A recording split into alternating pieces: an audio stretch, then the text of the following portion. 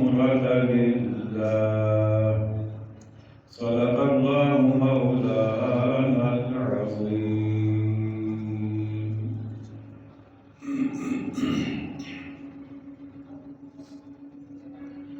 قال الله تبارك وتعالى في شان حبيبه مخبرا وآمرا: إن الله وملائكته يصلون على النبي يا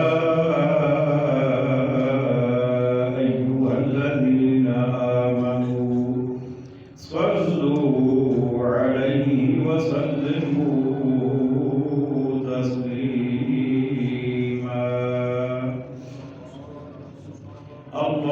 اللهم صل على سيدنا ومولانا محمد وعلى آل سيدنا ومولانا محمد وبارك وسلم. مل کر پڑھیے صلی اللہ علیہ یا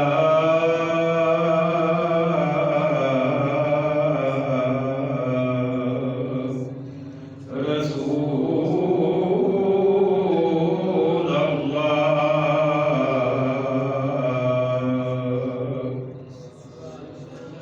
وسلم علیہ یا حبیب اللہ.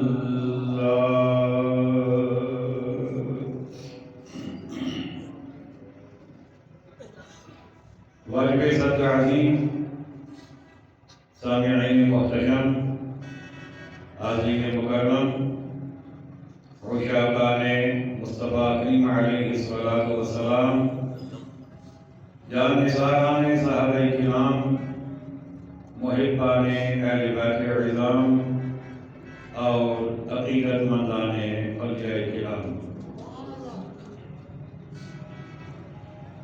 اللہ تبارک و تعالی جل جلالہ و تم برہانہ و عظم شانہ کے مقدس، مطہر اور مبارک کلام مجید میں سے سورۃ البقرہ آیت نمبر 196 میرے پیش نظر ہے. چند کلمات طیبات تلاوت کیے ہیں. اس آیت مبارکہ میں آج کے کچھ مسائل ذکر کیے گئے ہیں. ارشاد ہوا وَأَتِمُّوا الْحَجَّ وَالْعُمْرَةَ لِلَّهِ، اور حج اور عمرہ اللہ کے لیے پورا کرو. مقصد یہ ہے کہ جو بھی مناسک حج ہیں یا مناسک عمرہ ہیں، ان کے اندر جو فرائض و واجبات ہیں، جو مستحبات ہیں، جن چیزوں کا پورا کرنا لازم ہے، انہیں پوری احتیاط کے ساتھ ادا کرو اور بجا لاؤ. فَإِنْ أُحْصِرْتُمْ فَمَا اسْتَيْسَرَ مِنَ الْهَدْيِ وَلَا تَحْلِقُوا رُءُوسَكُمْ حَتَّى يَبْلُغَ الْهَدْيُ مَحِلَّهُ. پھر اگر تم روکے جاؤ تو قربانی بھیجو جو میسر آئے، اور اپنے سر نہ مڑاؤ جب تک قربانی اپنے ٹھکانے نہ پہنچ جائے.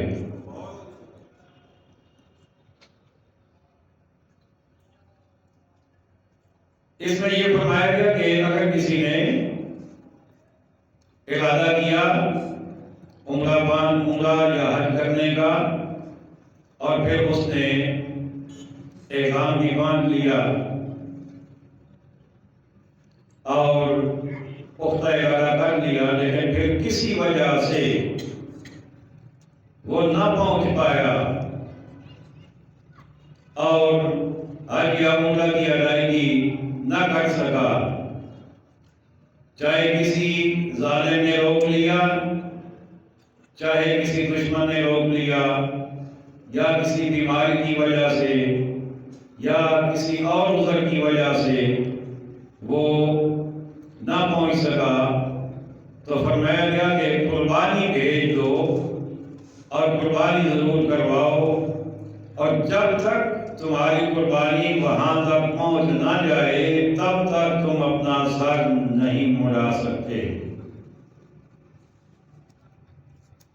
پھر ارشاد ہوا کہ فَمَنْ كَانَ مِنْكُمْ مَرِيضًا أَوْ بِهِ أَذًى مِنْ رَأْسِهِ فَفِدْيَةٌ مِنْ صِيَامٍ أَوْ صَدَقَةٍ أَوْ نُسُكٍ۔ فرمایا پھر جو تم میں سے بیمار ہو یا اس کے سر میں کچھ تکلیف ہے تو بدلہ دے، روزے یا خیرات یا قربانی،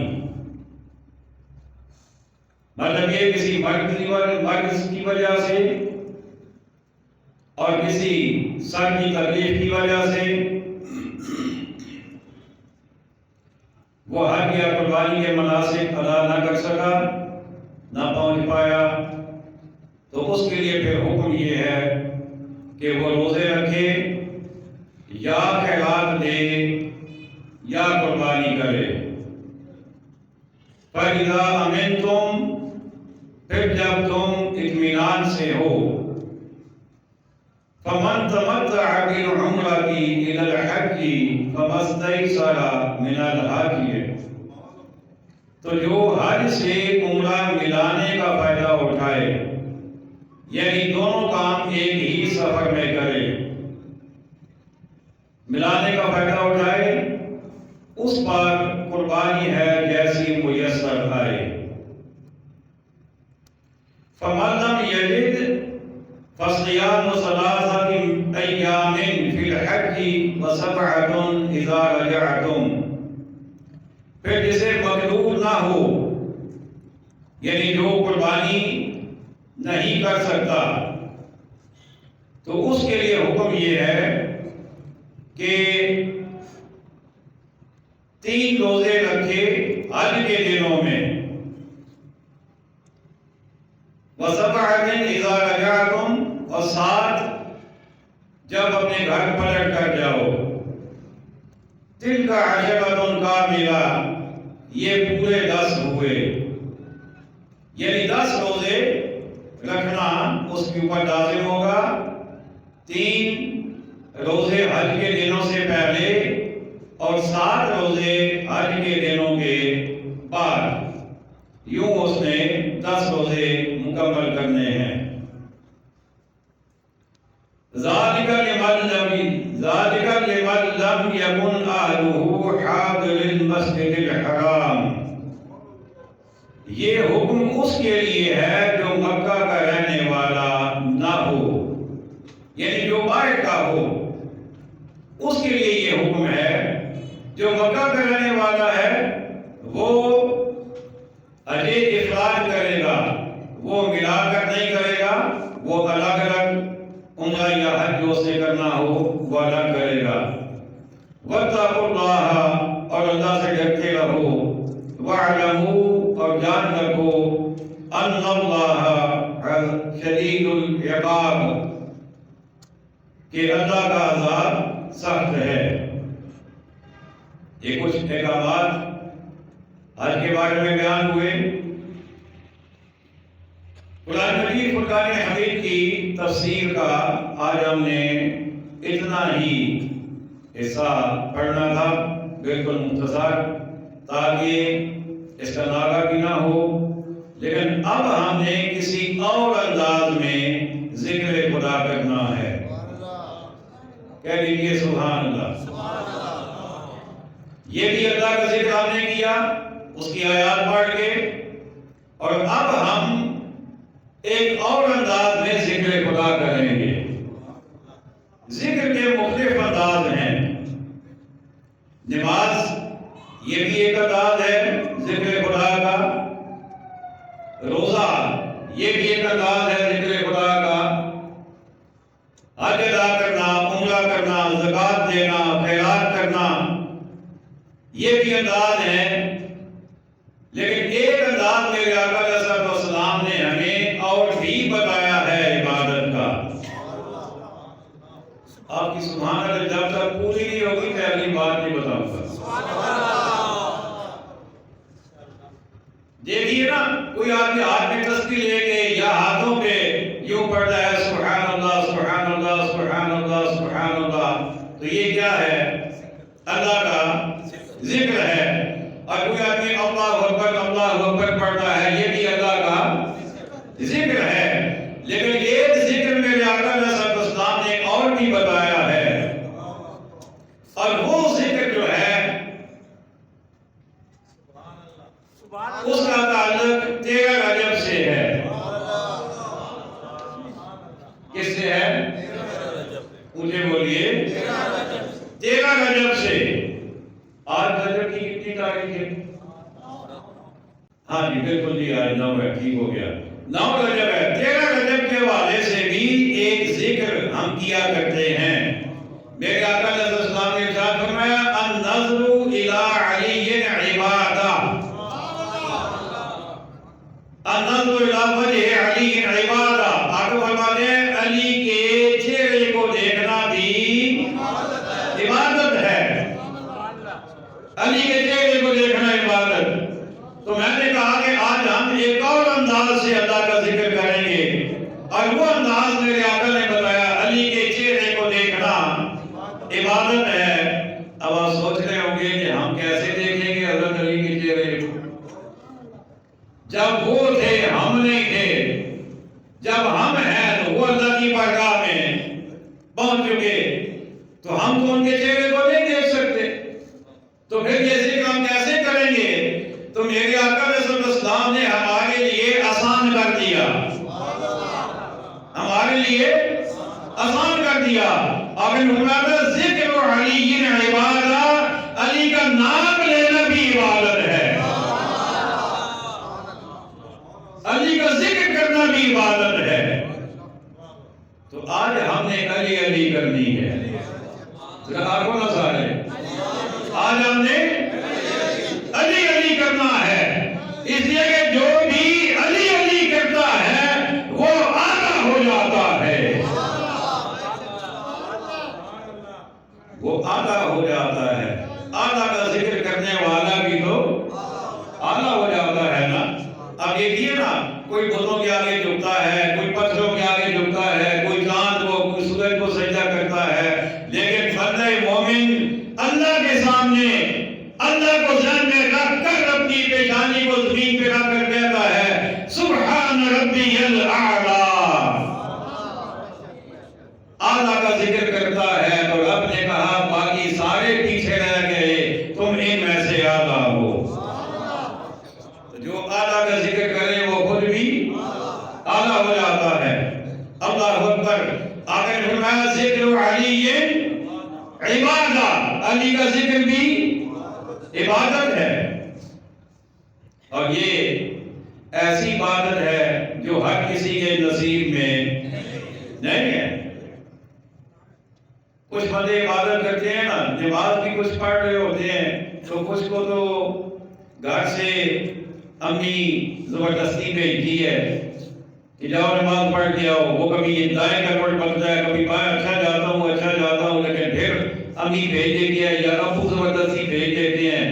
اب ایک عبادت یہ بھی ہے، اور ایک وہ بھی ہے کہ بندہ اذان سے 15 منٹ پہلے آ کے مسجد میں بیٹھا ہوتا ہے کہ میں نے نماز پڑھنی ہے، کہیں لیٹ نہ ہو جائیں۔ تو دونوں کی عبادت میں فرق ہے نا، دونوں کی عبادت میں ایک خوش دلی سے کر رہا ہے، پہلے سے منتظر ہے، اور ایک وہ ہے جسے سختی سے بھیجا گیا ہے، بددلی سے آیا ہے۔ میں کہتا ہوں آج بھی کچھ لوگ حضرت علی کا نام تو لیتے ہیں، لیکن وہ ایسے نہیں لیتے جیسے سنی لیتا ہے، ایسے نہیں لیتے۔ علی کا نام بھی ہو، چہرے پہ مسکراہٹ بھی ہو، یہ ہمارا مقدر ہے۔ کھل کے کہیے نا، یہ ہمارا مقدر ہے کہ جب ہم حضرت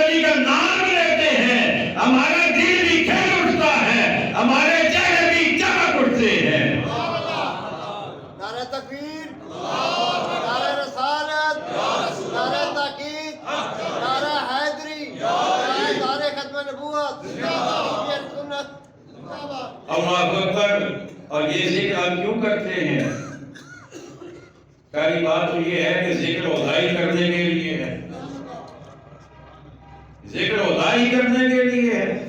اور دوسری بات یہ کہ میرے آقا بھی حضرت علی کا وہ مرتبہ آقا نے بیان کیا کہ کائنات میں اور کسی کو کوئی مرتبہ حاصل نہیں ہے، کسی کو حاصل نہیں۔ اور یہ میرے آقا کا انداز ہے نا، حضرت صدیق اکبر کو ایسے مرتبے عطا کیے جو سوائے آپ کے اور کسی کے پاس نہیں ہے، حضرت عمر کے ایسے مرتبے جو سوائے آپ کے اور کسی کے پاس نہیں ہے، حضرت عثمان غنی کے اپنے مرتبے، حضرت علی کے اپنے مرتبے۔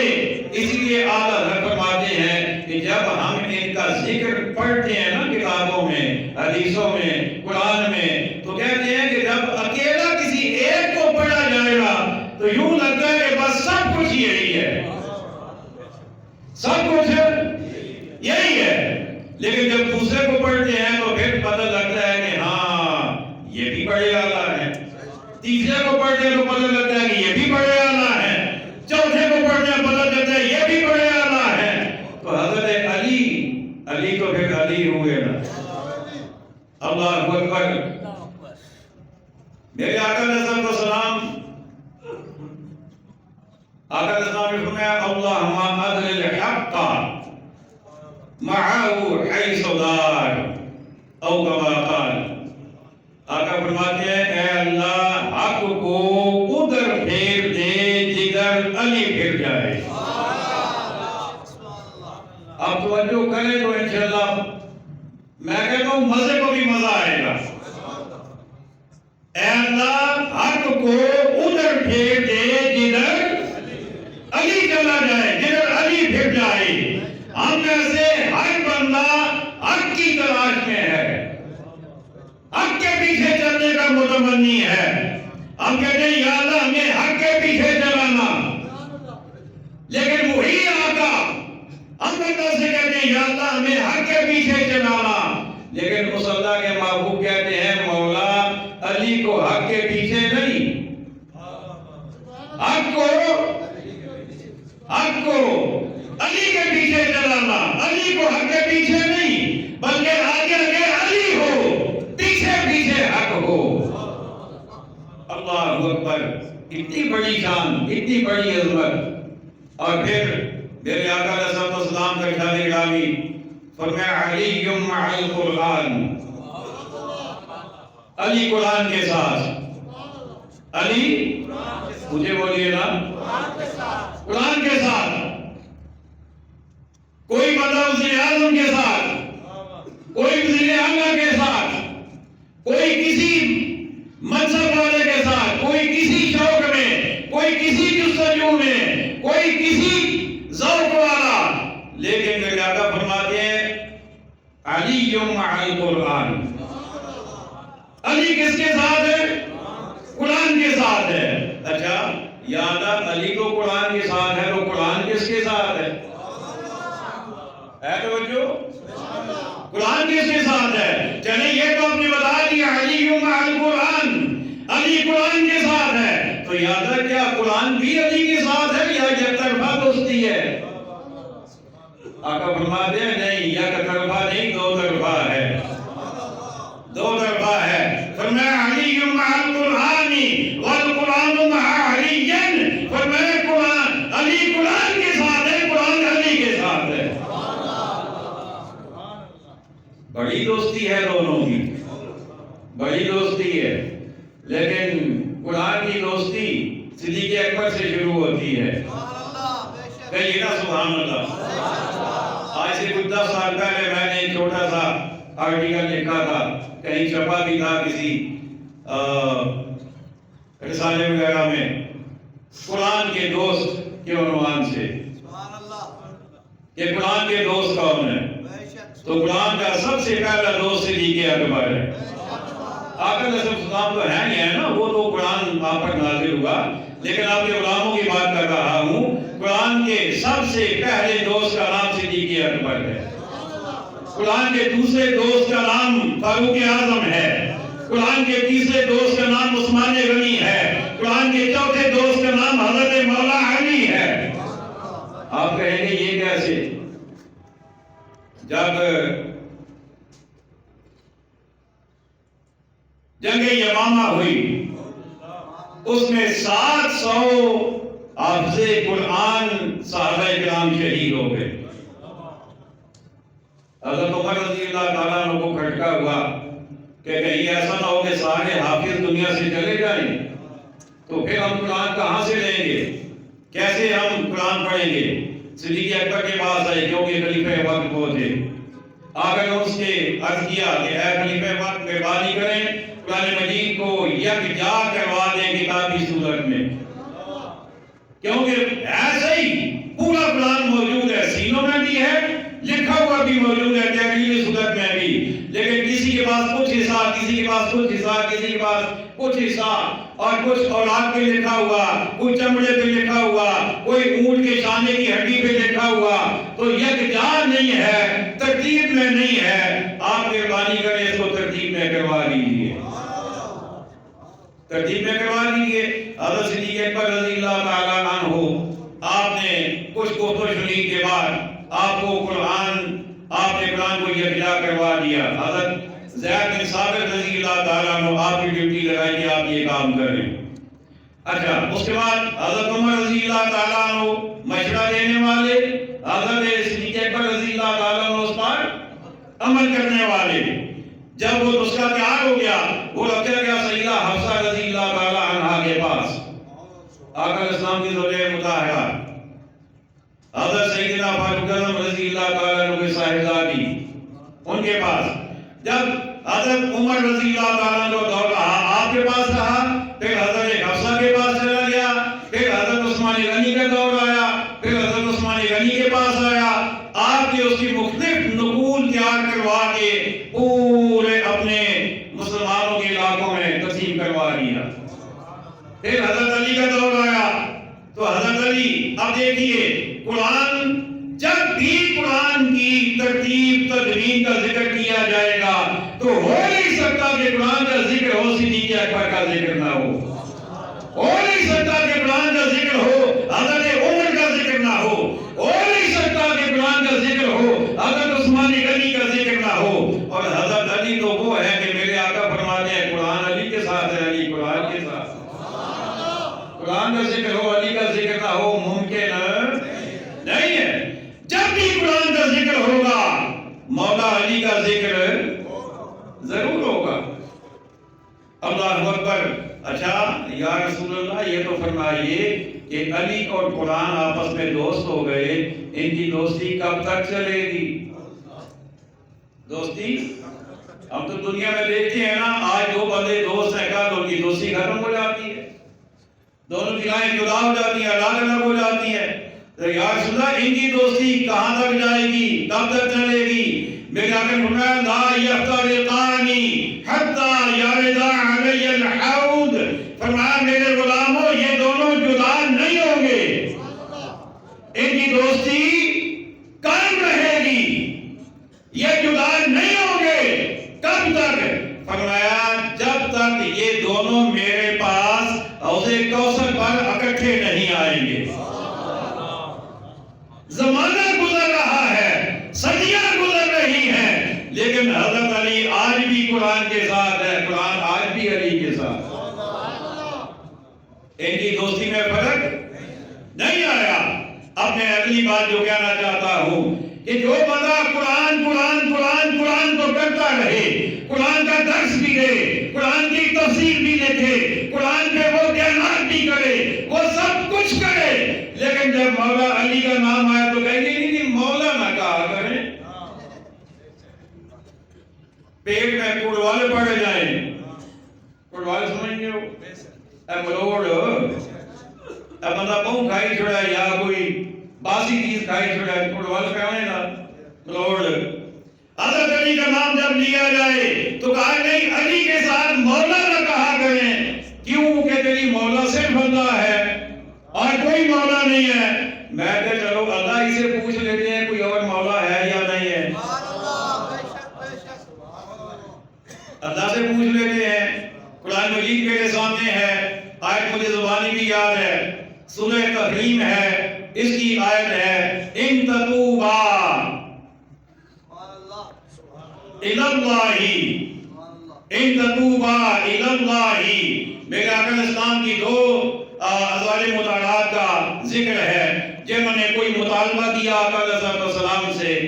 آقا علیہ السلام کی نظر میں وہ مطالبہ ان کا پورا ہونا ضروری نہیں تھا. بات سمجھ آ گئی؟ مطالبہ ایسا نہیں تھا کہ وہ پورا کیا جائے, لیکن ان کا خیال یہ تھا کہ یہ ضروری ہے. تو بیوی ہونے کی حیثیت سے انہوں نے تھوڑا اصرار کیا کہ ہماری یہ بات پوری ہونی چاہیے. تو رب نے فرمایا ان تتوبا فقد صغت قلوبکما, فرمایا اے میرے محبوب کی دونوں بیویوں تم توبہ کر لو, تم اللہ کی بارگاہ میں رجوع کرو, کیونکہ اس معاملے میں تمہارے دل راہ راست سے تھوڑے دائیں بائیں ہو گئے ہیں. اس معاملے میں تم حق پہ نہیں ہو, میرا محبوب جو کہہ رہا ہے وہ ٹھیک ہے. اور پھر اللہ نے فرمایا ان تظاہرا فإن اللہ هو مولاہ وجبریل وصالح المؤمنون. فرمایا اگر پھر بھی تم اپنے مطالبے سے پیچھے نہ ہٹی نا تو پھر یہ جان لو کہ اللہ اپنے محبوب کا مولا ہے. اللہ اپنے محبوب کا مولا ہے. وجبریل, اور جبریل میرے محبوب کا مولا ہے. وصالح المؤمنین, اور نیک ایمان والے بھی میرے محبوب کے مولا ہیں. تو قرآن تو تین مولا بتا رہا ہے. تم کہتے ہو اللہ کے سوا کوئی مولا نہیں ہے. میں نے کہا اللہ خود کہہ رہا ہے کہ میں بھی مولا ہوں, جبریل بھی مولا ہے, ایمان والے نیک ایمان والے بھی مولا ہیں. تو میں نے کہا حضرت علی سے نیک کون ہوگا؟ جو اوپر والے تین ہیں وہ تو ہیں, لیکن باقی ساری امت میں سے حضرت علی سے نیک کون ہوگا؟ تو جب اللہ کہہ رہا ہے کہ نیک ایماندار بھی مولا ہوتا ہے تو حضرت علی مولا کیوں نہیں ہے؟ بات میں یہ کر رہا تھا کہ تفسیریں بھی لکھے, درس بھی دے, سب کچھ کرے, لیکن حضرت علی کے نام کے ساتھ مولا جسے ہضم نہ ہو, پھر ہم یہی کہیں گے کہ قرآن کے ساتھ تو تمہارا تعلق ہے, مولا علی کے ساتھ نہیں ہے. لیکن میرے آقا یہ چاہتے ہیں کہ تعلق دونوں کے ساتھ ہوگا تو کام آئے گا, کیونکہ علی قرآن سے جدا نہیں اور قرآن آپ سے کروانا چاہتا ہوں, علی قرآن سے جدا نہیں اور قرآن علی سے جدا نہیں ہے. جب بھی تمہیں فیض ملے گا قرآن کا تو تبھی ملے گا جب تم حضرت علی کی بھی غلامی کرو گے. اللہ اکبر. آقا علیہ السلام کو کتنا پیار تھا حضرت مولا علی سے. بس آخری بات آدھے منٹ میں مکمل کرنا چاہتا ہوں. میرے آقا علیہ السلام نے ایک دفعہ حضرت مولا علی کو ایک مہم میں بھیجا, سپہ سالار بنا کے.